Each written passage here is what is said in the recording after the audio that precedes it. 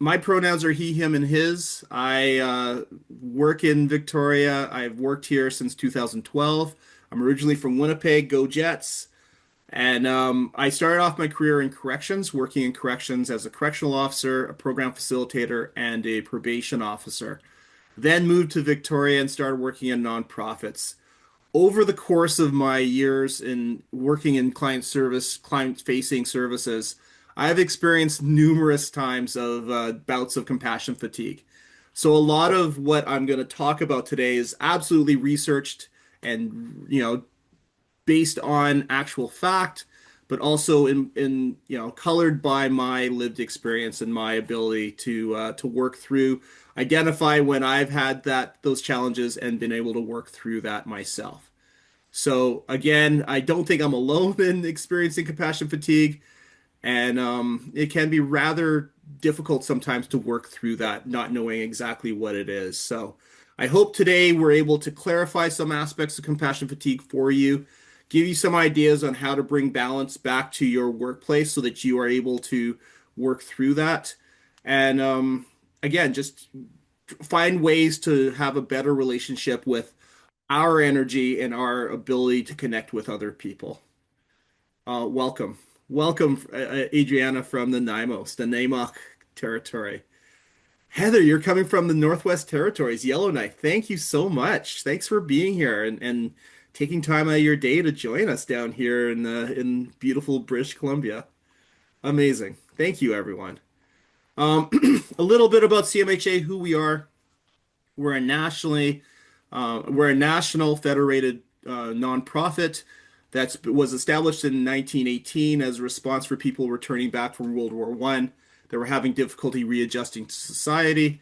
So the CMHA started in Toronto to support people that were experiencing at the time shell shock, which now we know is post-traumatic stress disorder. 108 years later, we have representation in every province across the country and in the Yukon Territory. Unfortunately, Heather, we're not in the Northwest Territories as of yet, formally, but we're hoping to continue growing and doing that. Here in BC, we have 14 branches that provide support to over 100 communities, and every CMHA is anchored in evidence, informed by personal experience. We offer advocacy, resources, supports. Every branch operates their own programming for their communities and understanding what their community might need. So some CMHAs focus on employment, some focus on housing, some focus on substance use, some focus on all of those and more. So I welcome you as we go through today at the end. There will be resources for you to click on when you receive this. One of those resources is the link to CMHA BC division, and that will allow you to connect to the local CMHA branch in your area where you can find out exactly what's being offered there and how they can support you and have what services are available there for you and your family, friends, and colleagues. Tara Lee coming in from Kelowna, Seelick Okanagan Nation. Thank you so much. And love Lake Country there. It's really lovely. So I hope it's a good warm day in Kelowna for you. Our goal today is to provide knowledge and skills to help you recognize and develop strategies around compassion fatigue. So again, it's about building knowledge. I always say knowledge is power. So the more knowledge you have around compassion fatigue, the more we can take steps to help protect ourselves from it and recognize it in other people and help support them too. So again, it's not just always us, it's also about skills we can use to connect and support other people too. Uh, Letitia, I hope that's your name. Let me know. From Parksville. Awesome. I love Parksville. I hope the sandcastles are great this summer. So we're going to start off just looking at compassion fatigue and what it is. And then we're going to thank you. And then we're going to spend the second half really looking at how to protect ourselves and safeguard ourselves around from compassion fatigue. So compassion fatigue was coined in 1995 by Charles Figley. And the way that Charles sort of broke it down was we feel the feelings of our clients, we experience their fears, we dream their dreams. Eventually, we lose a certain spark of optimism, hope, and humor. We tire. We aren't sick, but we aren't ourselves. So when we talk about compassion fatigue, it is not an illness that we're experiencing. What we're experiencing is a condition from being caring people by putting our energy out there for other people. I talk about my lived experience. I live with anxiety and depression. Hasn't necessarily it's affected my life in aspects, but it has been under control and I'm able to manage with that. But one of the things when I used to work in corrections in Manitoba, as I mentioned, and when I was in corrections, I experienced compassion fatigue a couple times based on my expectations on what my help and how it was going to help people and support them through things. So as we go through today, I want us to think about the expectations that we have for the people we're working with and whether that is itself playing a role in our inability to continue supporting people the way that we'd like to. As someone in management, I've been feeling this with my team at times, clients. Yeah, no, absolutely. And Victoria, thank you for that because it's really important for us to be aware of how we're feeling and what's going on for us. Because the more that we are aware and have that knowledge, we can take steps to help protect ourselves and support teams and clients in a better way. So when we talk about compassion fatigue, what is it? It's the negative aspects of helping. It is the energy we put out there and maybe not seeing the expectations that we're hoping for. It may be related to actually providing support and being that supportive person. That can be a part of the reasons why we're feeling that way. The system we're working in and some of the challenges and barriers that are apparent within that system. Our work with colleagues, I often say one of the most difficult things we can do is build relationships with people, especially people from different backgrounds, different understandings, different values, trying to come together as a team and work towards one common goal. So that can have a lot of different ramifications when it comes to relationships and dealing with people within our lives or beliefs about ourselves. Beliefs about ourselves within that context of work. What am I able to do? What am I supposed to do? How do I feel about myself when I don't necessarily work at that level? So those are all things that can contribute to compassion fatigue for us based on where we are at and our understanding of ourselves. Of course, some other aspects would include work-related trauma, trauma that has occurred within the workplace that's related to the workplace in some way and or the work that we're doing. So understanding how we are impacted by and working through trauma that's going on for us and burnout. I often consider burnout like a cousin of compassion fatigue, where compassion fatigue is it hampers our ability to care. Burnout is where we feel emotionally or physically drained and we don't have energy at all for anything. So again, they're related. They're both considered distress related conditions, conditions that happen when we spend too much time in a high stress environment. But they're related, but they're not the same. And we'll talk about some of the things that make compassion fatigue as we move forward today. When we talk about compassion, it's important for us to also understand the idea of empathy. So, an important distinction to be made is the difference between empathy and compassion. They're very similar, but they're somewhat different. So, empathy is about understanding and sharing others' feelings. And it's such an important aspect as a leader to understand empathy with your team, as a caseworker or someone that's working with clients, understanding empathy with their lives and what's going on there. So again, sharing their feelings, sharing their understandings of the world. Compassion takes empathy further by actively trying to reduce the suffering. So if someone is in front of us and they're displaying that they're suffering or they're struggling with something, empathy is trying to connect with that feeling, whereas compassion is trying to reduce those symptoms and reduce that suffering for that person. So when we talk about compassion fatigue, the tiredness doesn't come from the lack of empathy because we all still have empathy for people. It comes from a lack of support and resources for meaningful action. When I talked about my compassion fatigue within corrections, I was always I would help people work on release planning so they would get out of jail and live their lives how they want to live it. Inevitably, what would happen is because life happens, people would start returning back to the correctional center.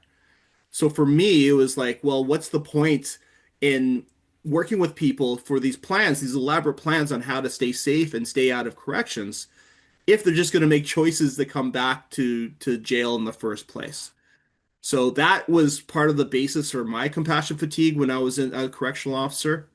And the way that I alleviated that was, again, as I mentioned earlier, being aware of my expectation. If my expectation is that people aren't going to return back after spending 6 months in a correctional center, their life has changed and now they're going to all of a sudden make better choices. I think that is just myself asking for trouble and concern and fatigue within that work. So changing it. So when I started seeing them coming back, the question I had was, what brought them back to corrections? Was it the same offense that led them there the first time? And with that, I started realizing that a lot of the times they were coming back because of breaches to court orders, which are serious, but they're not exactly as serious as perhaps the original um, offense that brought them in the first place. So that's where I started thinking about the idea of harm reduction and what that looks like. And that helped me really compartmentalize my ability to have the energy and support for people as they were coming back. So I hope that, again, as we go through today, I want you to think about when you've experienced compassion fatigue, how much of that has been connected to your expectations of outcomes? Because sometimes that is what we are going to look at. And some of the things we're going to talk about today are some thinking traps that lead us down that road. Welcome, Joanne from North Van. Love it. Oh, actually rhymes. Joanne from North Van. Okay, I'm assuming it's Joanne. I see the E at the end there. Please let me know if it's not that. Maybe it's Joanne. No, I'm assuming that's Joanne. So what compassion fatigue isn't? It's not a failing. And I think people, because we have expectations for ourselves to be able to work up here, when we are feeling fatigued, we often look at that and we hit ourselves most with, I'm just a failure. I'm not able to do anything, that kind of thing. And compassion fatigue is not a failing. It's just an indication that we're out of balance. And it's an opportunity for us to realign ourselves to our work and to the things that we hope in our dreams in our lives and how we want to live that, so that we can have a better understanding of how we can manage our energy.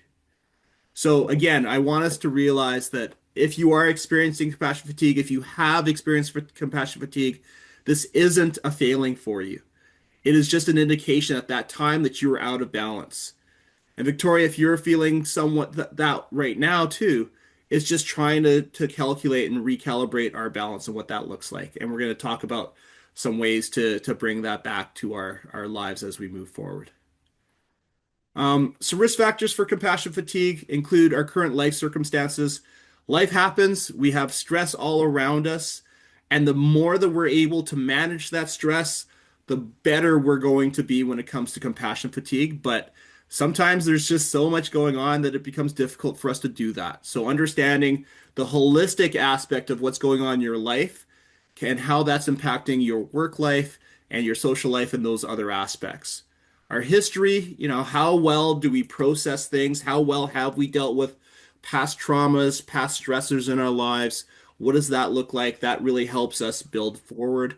Our coping skills, how do we manage stress? What's available to us? Do we have healthy, balanced ways of managing stress, or are we using some ways that might be problematic or adding stress to our lives, like using substances? Our personality, including, how optimistic we are about our abilities to work through things. Some people are glasses half full, some people are half empty. I'm not saying either of them is better than the other, but either way, if we're able to manage the stress in our lives from that vantage point, that's going to help us deal with compassion fatigue. Our work environment, how stressful is it? How supportive is your environment? A lot of compassion fatigue happens at work because that's typically where we're trying to support other people and we're giving of ourselves. So, is there support within that work environment for us to be able to take some stuff back and help us retain that balance that's there? Personal attributes, again, how are we dealing with stuff? Do we have support people around us? What does that look like? Do we use that support? And we're going to talk about some formal and informal supports as we move forward today. And of course, if you're someone that considers yourself as having high empathy, you're giving your energy out there so that you can support people around you, you're connecting to their emotions, then that in itself can lead us down that road of compassion fatigue. Because if we're giving and giving and giving, sometimes our expectations are up here. Sometimes we just don't have the energy to continue to replenish that for ourselves. So I just want us to think like these factors do not mean that we're going to be experiencing compassion fatigue. But definitely when you experience compassion fatigue, some of these conditions are evident and they might be evident for you. So I just want you, again, as I said at the beginning, knowledge is power. And the more knowledge you have, hopefully you can identify some of these aspects and take some of the steps we're going to be talking about right now to help alleviate that and allow us to work through it. So, before I move on, any questions on compassion fatigue, what it is, what it isn't, those aspects? I hope it's clear. Okay, I don't see anything going on in the chat there. So let's talk about preventing compassion fatigue. And we look at the ABCs. And of course, that's a lovely acronym that we have, ABCs. Well, I guess, anyways. When it comes to compassion fatigue, when we're talking about ABCs, we're talking about awareness, recognizing the signs of compassion fatigue, recognizing our own thinking traps, balance being having understanding the importance of self-care, positive coping strategies, and emotional boundaries that bring us back into balance. And then lastly, connections. How important it is to have connections with other people so that we're able to have support and a different perspective on how things are moving for us. So the importance of debriefing and having a positive support system as we go through. So we're going to go through today, looking at each of these separately within the next half hour. And I have a little exercise on mindfulness for us too, just so that we are able to understand and connect with how we're feeling at any given time. So let's get going. Let's start looking at some ABCs. So the A, awareness. What we're looking at is being aware of some signs of compassion fatigue. We talked about some risk signs that were there earlier. And again, these signs do not absolutely mean that you're going to experience compassion fatigue, but if you're experiencing one, two, or three of these, then you're probably closer to experience compassion fatigue than if you weren't experiencing these. So I'm not going to read through all of these, but if you look at it, a sign of compassion fatigue includes diminished enjoyment in your career. If you're not enjoying the work that you're doing, that could be a sign that you're moving towards that fatigue piece. Poor work-life balance, impaired decision making, reduced concentration, a loss of purpose. You start forgetting why you're there and what skills you have to connect with people and support them. Impaired immune system. Sometimes when we're under higher levels of stress, our immune system's trying to work through that, and it leaves us susceptible to lower levels of illness. So colds, coughs, flus, that kind of stuff that comes in on a regular basis. Reduce feelings of empathy. Sometimes when we're giving and giving and giving, and we have that compassion fatigue, the fatigue that comes from the compassion leads to lowered levels of empathy and the lowered ability to connect with people on an emotional level. And depersonalization is when we stop feeling like ourselves and we stop doing things that we enjoy doing. So going out, I coach basketball as Carissa mentioned, and my partner knows, my family knows that if I stopped coaching basketball, then there's probably something different going on for me because it is a major component of how I like to process stress in my life. So again, not saying that you have these that means you're experiencing compassion fatigue, but if you're checking off a couple of these on your list, on the list, then please be aware that you are probably moving, you might be moving closer towards that compassion fatigue if you're not there already. So when we talk about signs, it's important for us to understand those. It's also important for us to understand our thinking traps because everything that we do starts with a thought. And when we talk about thinking traps, we have over 20,000 thoughts in our head going through at any given day. And that can be just random thoughts that come in and out, or thoughts that sit in our head and start permeating and giving us ideas and taking us away from where we want to get towards. Our self-talk is considered thoughts in our head. So negative self-talk, where we talk to ourselves in a way that's taking us away from our energy and the beliefs that we can do things. I'm terrible at this. I deserve better. I should be better at this. Those types of thoughts we think might be helping motivate us, but what they really do in a way, they put us down, they hold us down. So our thinking traps, we have 20,000 thoughts in a day. They're often automatic. We don't think about it. They just pop in our head as situations happen.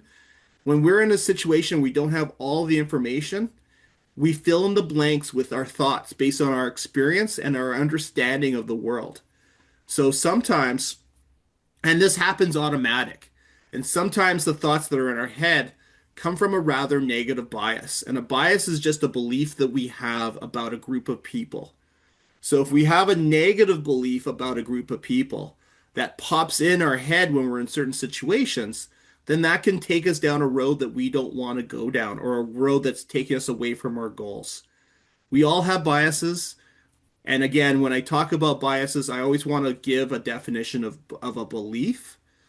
And I like to use the definition that a belief is something that I think is true, whether it is or not. So again, that definition gives me the ability to realize that some of the thoughts in my head, some of the beliefs that I have, the biases that I have towards people, aren't necessarily true. And it gives me that opportunity to think, if it's not true, then what is the truth? And we'll talk about how to connect with some truthful thoughts as we move forward.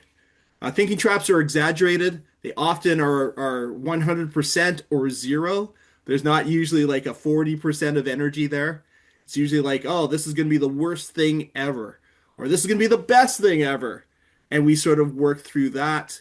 They're convincing. Our thinking traps are very convincing. They convince us because we believe that that bias is truthful. So that negative thought allows us to permeate and build off of that, even though they're not an accurate reflection of reality. So just want to make sure that everyone understands that. Welcome, Troy from Kamloops. I love it when people join me from the loops. Hope things are well up there. And hello, Vita, healthcare instructor from Drake Medics College with 20 HCA students. Hello, Vita, and hello, 20 students. Welcome. And I hope this is helpful for you to working through this workshop today. Some examples of thinking traps include, there we are, overgeneralizing, black and white thinking, labeling aspects, fortune telling, using a mental filter on things, emotionally reasoning, and using should haves. So I didn't go through these because we're going to go through them on the next step. So I just want you to think of, these are some of the common thinking traps that are out there. I just want you to think about, what are your thinking traps? Because we all have them. We all have negative thoughts in our head, and we all have ways of trying to identify and understand the world around us. So what are your thinking traps? Are you someone that overgeneralizes? I never do that. See what I did there? Using always or using never to explain situations. Are you someone that uses black and white thinking, saying everything's either good, bad, right, or wrong? You're either with us or against us, those aspects. I think there was a famous politician that used that at one point. You're either with us or against us. Labeling, saying only negative things about a situation. Sort of that catastrophizing in some ways, but really just looking at a situation and not able to see any positive aspects from that. Fortune telling, where we predict doom and gloom. I look at this as the catastrophizing piece for sure. I have a meeting with Jeff tomorrow. Oh, that's going to go awful. My meetings with Jeff always go awful. Those types of thoughts in our head. Using a mental filter where we focus only on the negatives of a situation. I had a client come in today. who got work, but the work is midnight shift and they're not sure if they're going to be able to work through that. Instead of focusing on the fact that they had work, they're focusing on the negative aspects of that and not really understanding the positive parts to that piece, or emotional reasoning, thinking that you feel bad, so everything must be bad. I'm having a terrible day today, so there's nothing ever that goes right. And, I don't want you to have a good day because it's just a terrible day. It's a Monday. What are we supposed to do? I know today's Thursday and Thursdays are lovely, but that idea, or looking back at situations with hindsight, hindsight being 2020 and starting to reassess what we did or didn't do or should have or should not have done. And it's really easy for us to look back on situations and have ideas about where we didn't do things well or where we should have said something instead. But again, someone told me recently that, should have never, the idea of should have, it never won a game, right? Like if you're looking back on things, you can look back at 2020 vision, but it's not changing the situation that you're in at all. So again, what type of energy are we putting out for some of these thinking traps? Thinking they're going to help us get to spaces where we want to get to, but in reality, holding people back. So I just always want to think that and put it out there for you. And I just want you to think, what are some of your thinking traps? Do you do any of these 7 thinking traps that are here listed here? There's more out there. Do you do one more than the other? Or do you do all the above? I think there's times where I emotionally reason. There's other times where I use black and white thinking.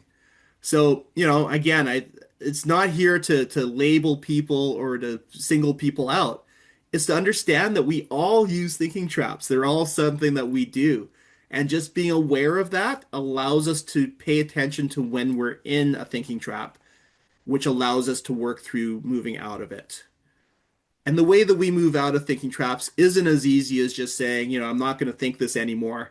Because if you take something out, it's going to leave a void. So we need to replace that with something. So when we're talking about getting out of thinking traps, first thing I want us to do is to separate the thoughts from the event. The event is where it's just the facts. All we want to know is what's going on.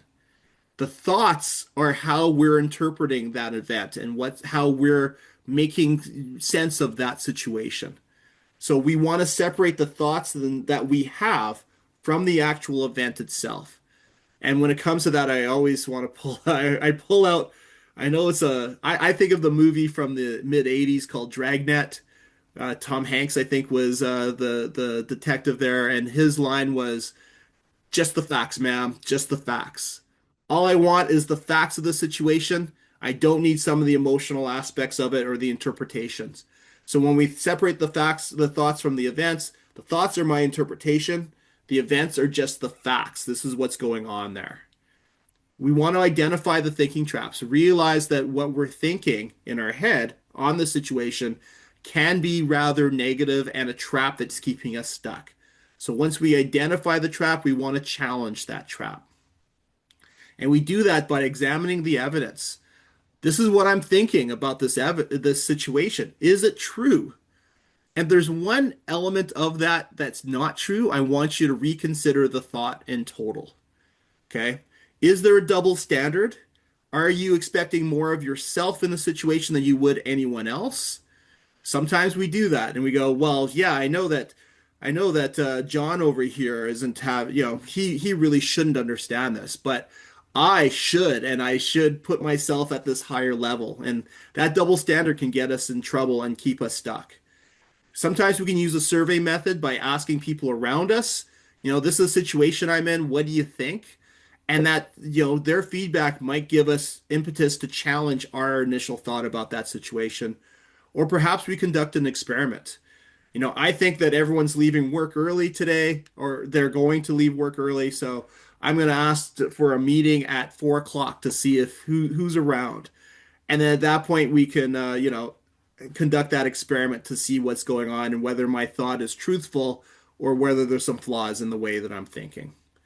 Ultimately, what we're trying to do is aim for balance, Because compassion fatigue, again, is a disalignment of our balance of work life and our ability within that workplace to maintain our overall balance. So we are trying to get back to that ability to be balanced and have energy enough for other people, but also for ourselves to maintain that ability.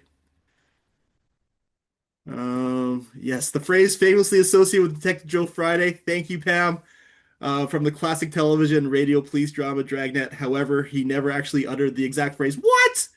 Oh my goodness, that thank you for that, Pam. That's news for me. I do believe that when Tom Hanks played it in the '84 movie, that he did use that that actual language. Thank you for that, Pam. I'm gonna check my sources and reconfigure that. That's amazing. So just a way to get out of our thinking traps. And this is just a way to process this for ourselves.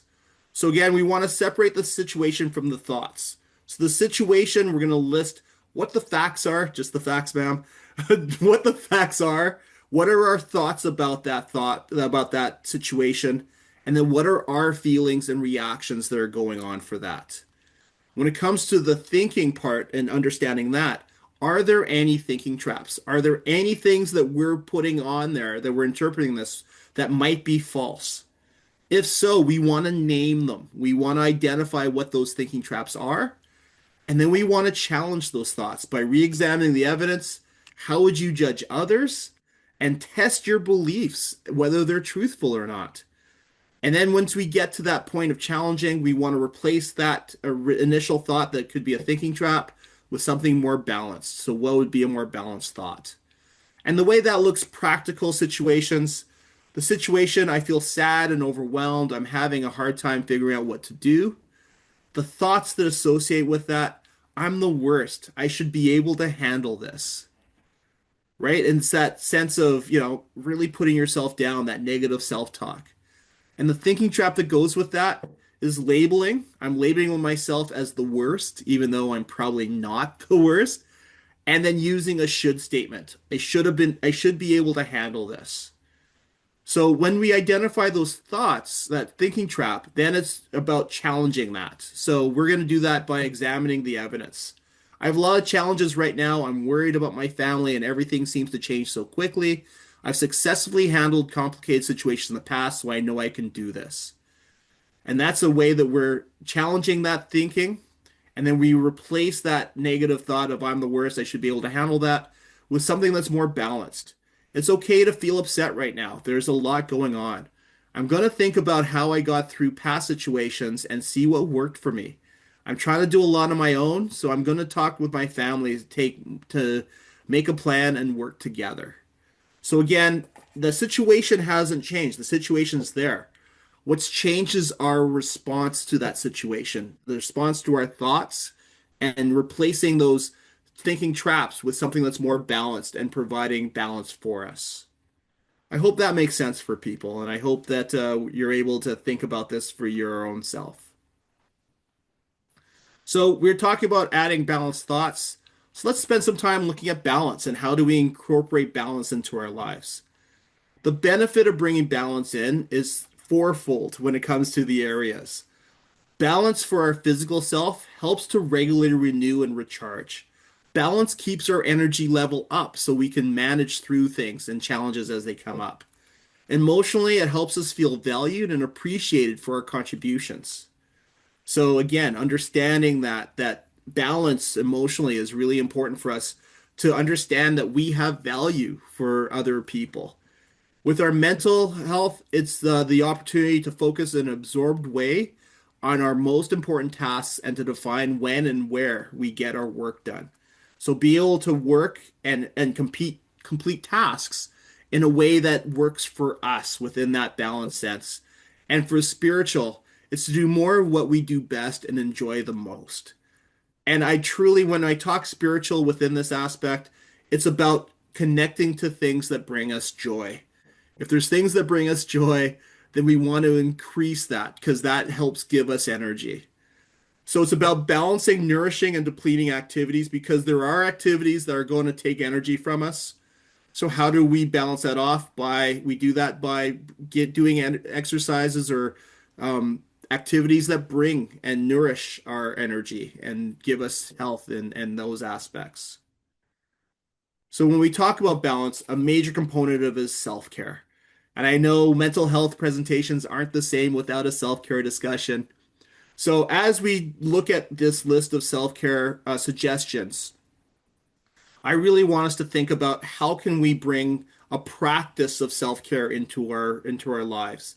If you have, there's a lot of times I talk to people and they'll say, today was a stressful day, so I'm going to do some self-care tonight, to help balance that off. And I think that's great. Don't get me wrong. I think that's absolutely amazing.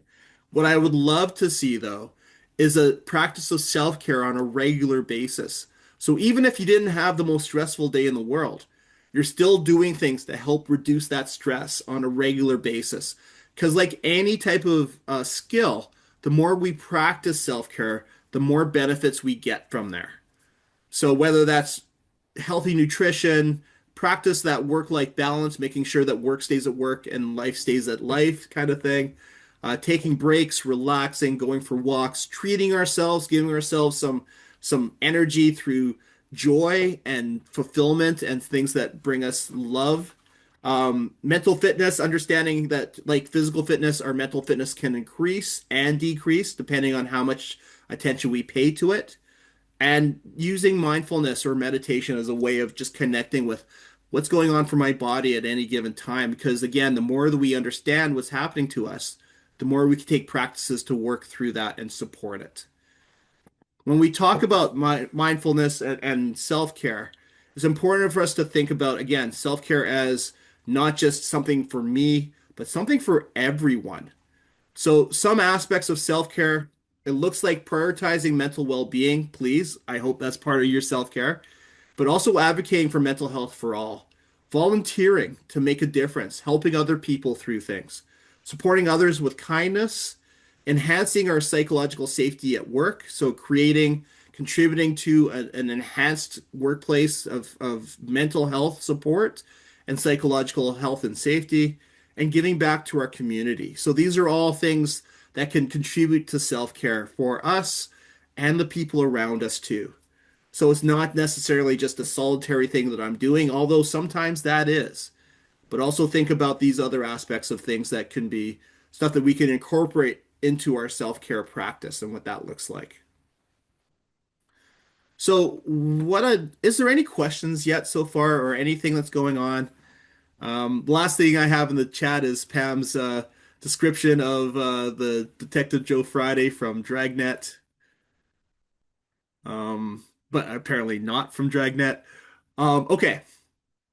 What I'd love to do right now is just offer you up a short, um, Welcome to the all right, a short mindfulness exercise.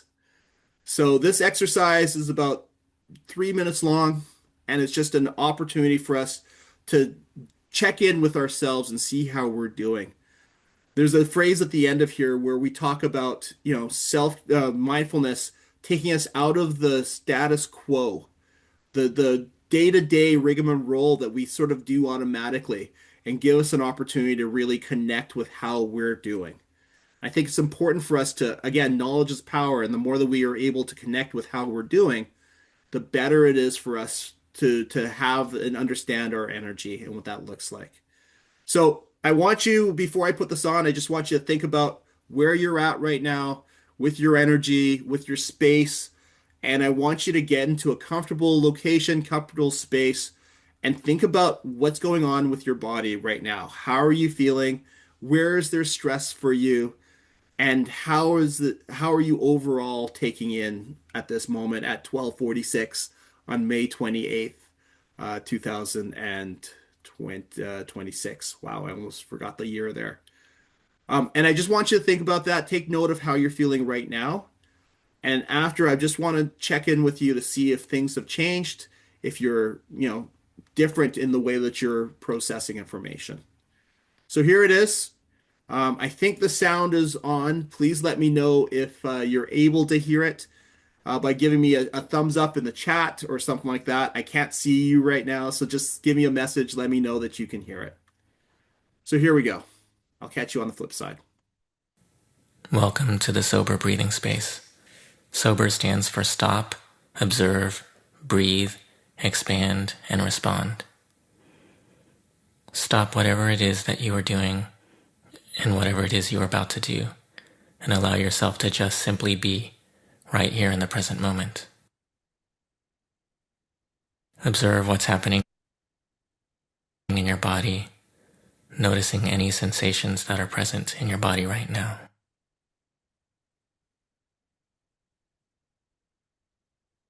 Check in with your emotions, noticing whatever feelings are there for you right now, without judging anything, just allowing them to be as they are. Notice where your thoughts are right now, whether they're in the past or in the future or in the present. With the next breath in, gathering your awareness. With the next breath out, bringing your awareness now just to the breath. As best you can, keeping your full attention on the sensations of breathing. Breathing in, I know that I'm breathing in. Breathing out, I know that I'm breathing out. In, out.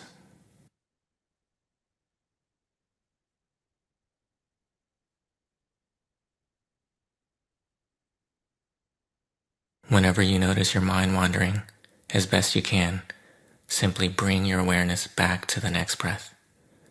Breathing in, breathing out. In, out.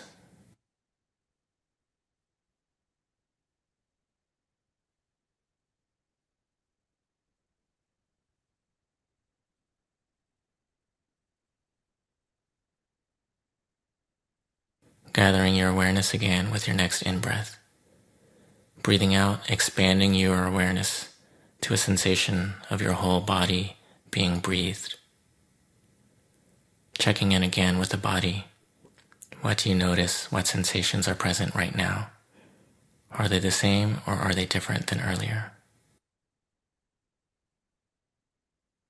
Checking in with your emotions. What feelings are present right now? Checking in again with your thoughts. Where is your mind right now? And with awareness, as best you can, responding to the situation, carrying on with your day, shifting out of autopilot mode and into mindful awareness.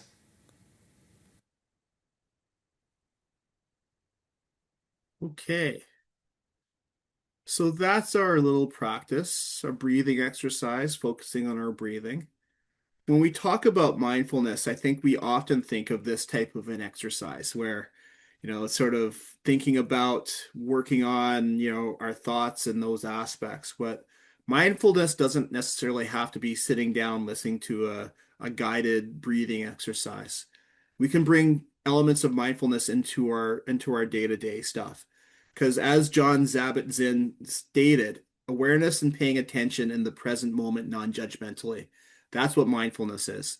And we can do that by having mindful walking, mindful eating. We have food in our mouth. We take time to chew, to taste what that feels like, to taste what that tastes like, to feel how that feels in our mouth.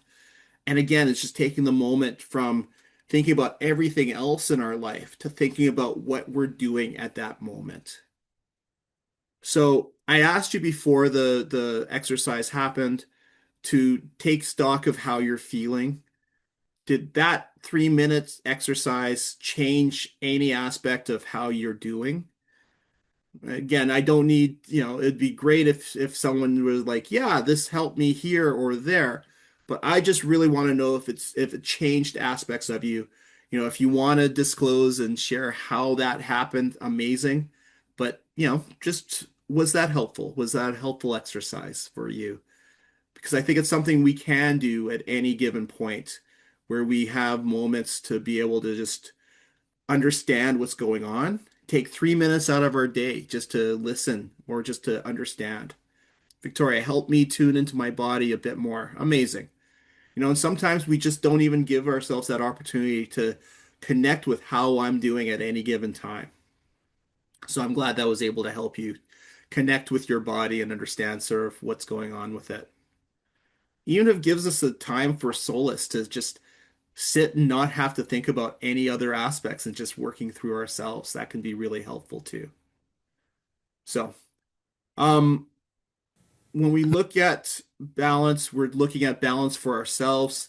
And it's really important for us in the busyness of our world, where we're putting out emotional energy to other people, to understand and honor our emotional needs. What are the things we need in order for us to be healthy and well? Because we all have needs, and oftentimes we put them aside because we're doing work that's allowing us to connect with other people's needs. So understanding our needs helps us set emotional boundaries. And those boundaries can be, I'm only able to talk about trauma at this point of the day or throughout my day, or if I do have a traumatic situation, I need to go outside and go for a walk or to debrief it with someone else. Helps us re-energize ourselves, especially when we have interests and hobbies that are out there. My basketball is a fantastic way for me to, as part of my self-care. I always say my self-care is going to a gym and hearing basketballs bouncing. It also allows us to practice healthy coping mechanisms and strategies. And I think there's such value in seeking personal therapy. Being able to go and talk to someone that's not connected to us about what's going on in our heads and how we're processing information. How do we see situations and events that are going on? It helps us give different perspective. And part of my personal growth was contributed to personal therapy that I was going through that allowed me to reconceptualize my priorities in life and understand really what is important to me in order to be healthy. And that leads us to self-compassion. And it's no different than compassion for others. We're all here to learn about compassion fatigue. And one of the things we can do to battle compassion fatigue is to aim some of that compassion that we have for other people inwards to ourselves. And that means addressing ourselves with self-kindness rather than self-judgment. Turn off that negative voice in our head that's telling us we're not good enough and replace that with something that's, I am good enough. I have challenges and I'm able to work through those challenges and understand that. Common humanity versus isolation. Oftentimes, when we're feeling injured or ill, we isolate ourselves because we feel that no one understands us or no one will understand what's going on. When we realize that suffering is a common aspect of humanity, then we're not that special to experience that. And why would I not want to connect with other people and share in what that looks like for each of us? And then mindfulness, which we were just talking about, versus over-identification. And over-identification is when we spend our times thinking outside of ourselves and looking at everything else, versus mindfulness, where we're trying to connect to what's going on for me and my body at any time. So I just want us to think about that as we get to our last section, which is connections. So when we talk about connections, we want to talk out our stress. Stress happens to each of us. So being able to have an ability to brief or talk about that with other people, so very valuable. Helps us cultivate healthy relationships with people around us that we feel connected to and they feel connected to us.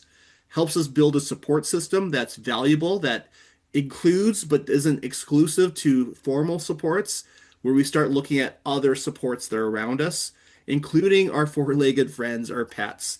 It's amazing when I ask people what they do for self-care. Inevitably, one of the top answers is going for walks with my dog in the woods. And it's just such a great connection and understanding of how valuable our pets are to supporting us. So when we look at support, what we want to do is talk about the support that people have around them. And if I'm in the middle here, people often think about formal supports, counselors, doctors, psychologists, psychiatrists, those types of aspects. And yes, they're very valuable and they're there. But there's other levels of supports that are available to us, including community supports from faith-based groups, hobby groups. My basketball program gives me a sense of individual support because of the group of people that are there. but also informal supports like friends, family, and pets. Again, they have lots of value for us. And of course, self-help. So support groups, walking, going for walks, um, peer support, those types of aspects can be really valuable. And I think a lot of these supports are available to us that can help us balance off the stresses in our lives, but oftentimes we don't think about it at the time that we might need it. So again, just having these in mind when you're thinking about who else is around me.